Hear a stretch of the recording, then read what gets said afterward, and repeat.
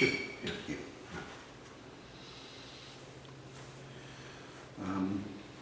Would you like to talk about Paul Shaffer and your relationship to him? Oh, he's a very important cat, man. There's no question about it. I mean, he's important to the music world, period, in general. You know, he cares about it. And, you know, I remember him back in the day, he was a sociologist, see?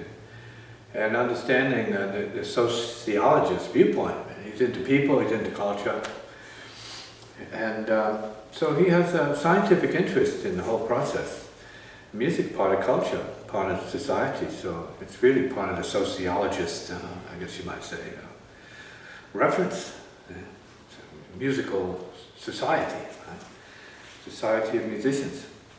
So it's very important. We don't hang out much, but we don't need to, because when we get together, man, we're as close as any two people can be in the spirit of music. That much is clear to me. Yeah. So it's very important. It's always been the case. Kind of like family, you know, but not to hang out, kind of. Yeah. And to me, that's the most important thing. It's like what he does with the music. I mean, some people have strange views about him because he played the Letterman show. Well, I don't play the Letterman show, right? Did once because he asked me to, but that was due to the record we did at the time.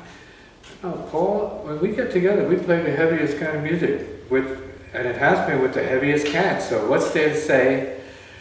What's there not to like about Paul Shaffer? I don't see him as a lightweight. I don't see him as that at all. I don't see him as just showbiz, man. We play serious music, so he's a serious jazz player, if you ask me. You know, he's played with the heaviest cats. He's supported the heaviest cats. And we play pretty much the strongest music I've ever heard. The strongest music I know. So Paul Shaffer is one of the peeps that is part of this core, I guess you might say, technology of spiritual musicians, spiritual jazz players, free jazz players. He's part of that. Yeah. Does all of the participation he has with other musicians show up in his playing with you? Not in a way that some people would think, because just because you're playing everybody's music, that doesn't necessarily mean that's who you are when push comes to shove. See, so with me, everybody's like push comes to shove. You know, it's like the end of do and die.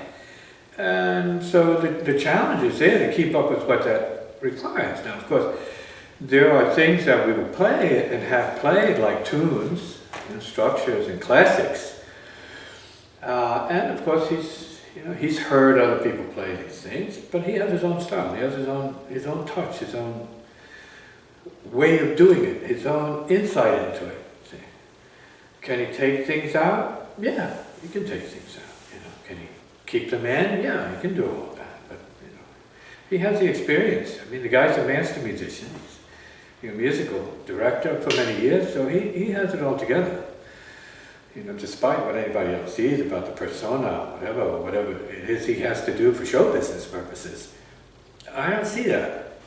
I see a very pure musician here, a sincere person who loves people, who digs music in general, loves tunes, loves all of it, right? And then he loves this other side, the more esoteric level of music, just as much as anything else.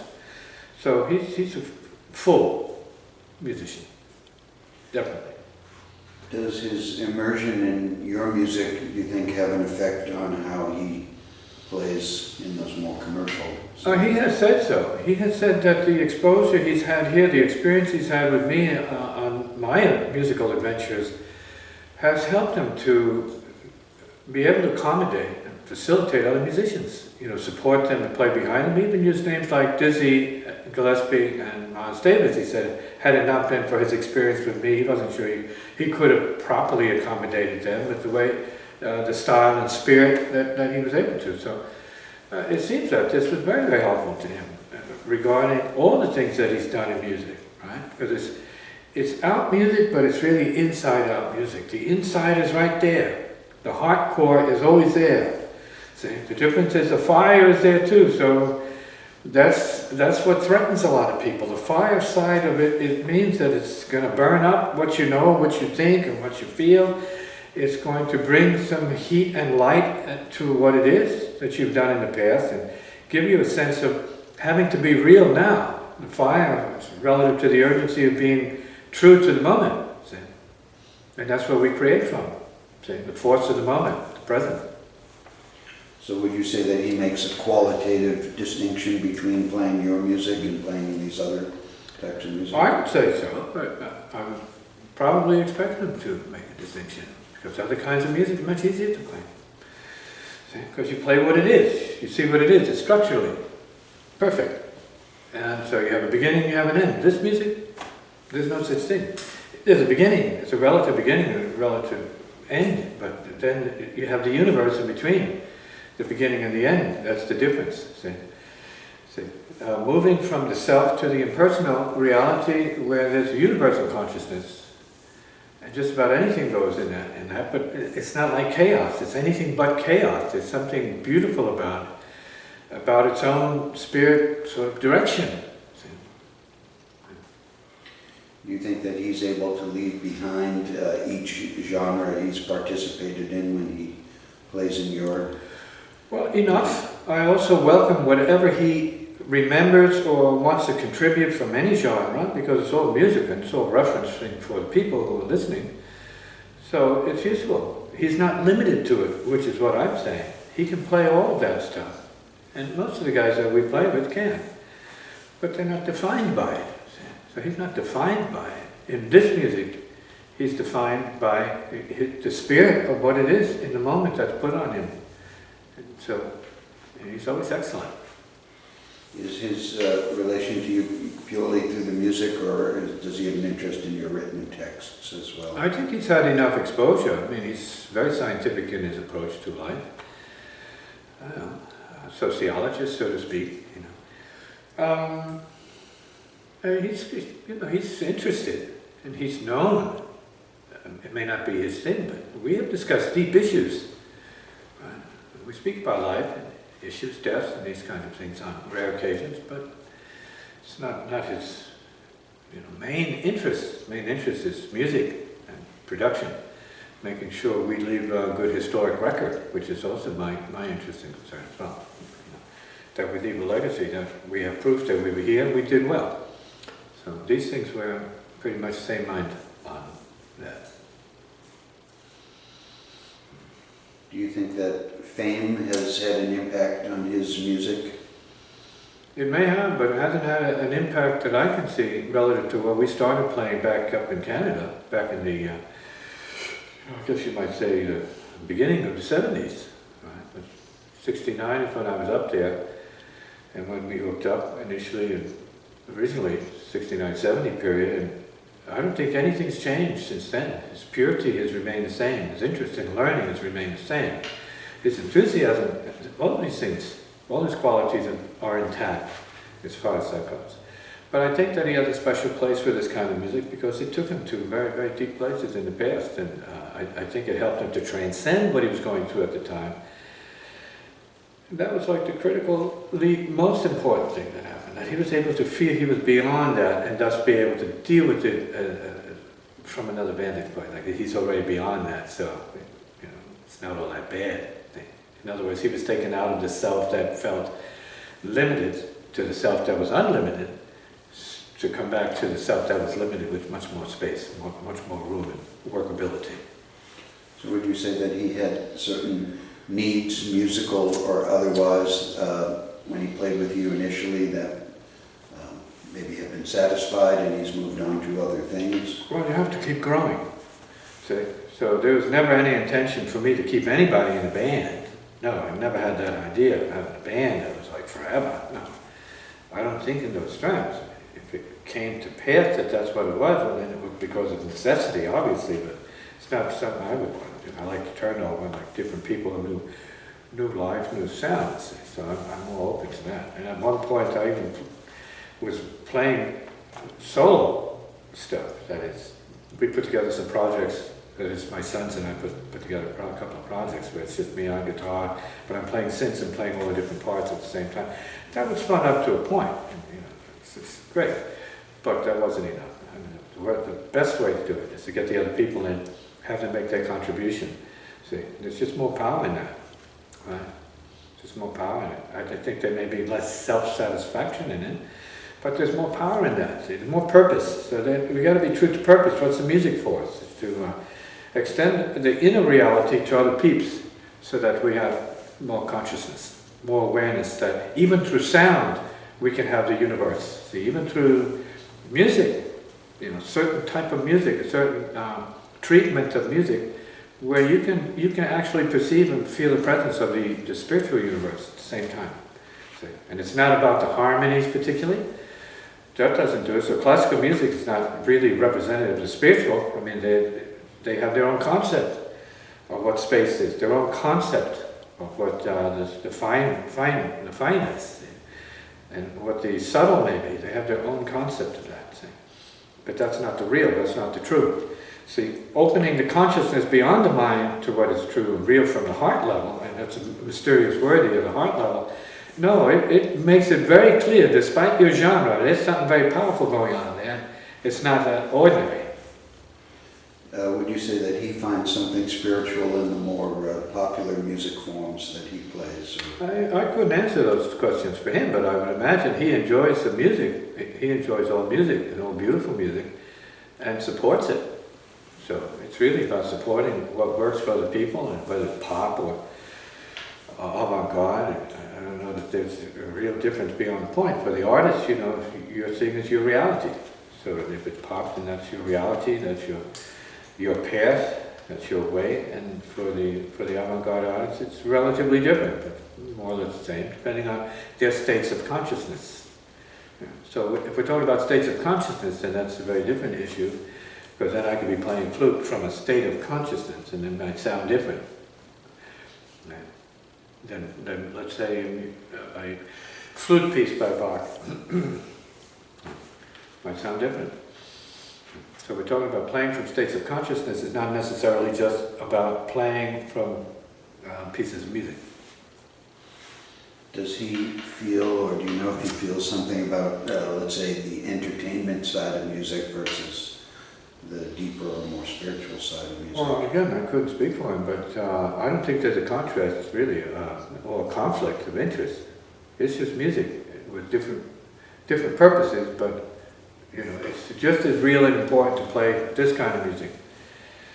Maybe more so for some peeps than other kinds of music that you play just for business. And I've heard that from many musicians that are, pop artists and classical musicians and jazz artists say, no, they need some of this, man, because this is like really off of the 9-to-5 drudgery of playing music for a living.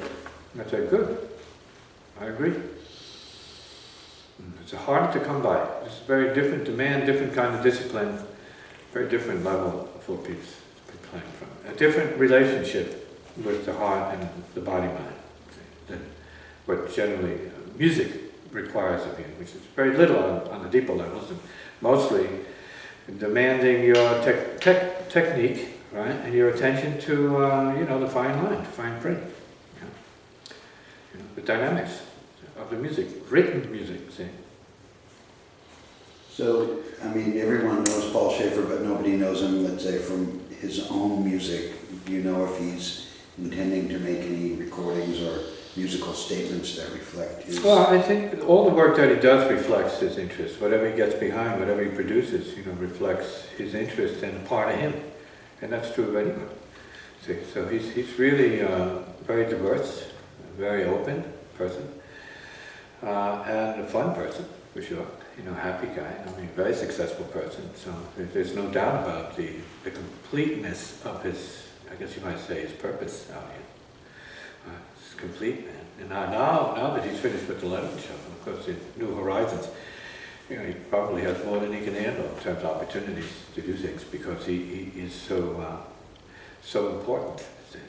That means so into the music and so into art. See? And creation. So I would assume that he has more than he can handle, and he deserves it.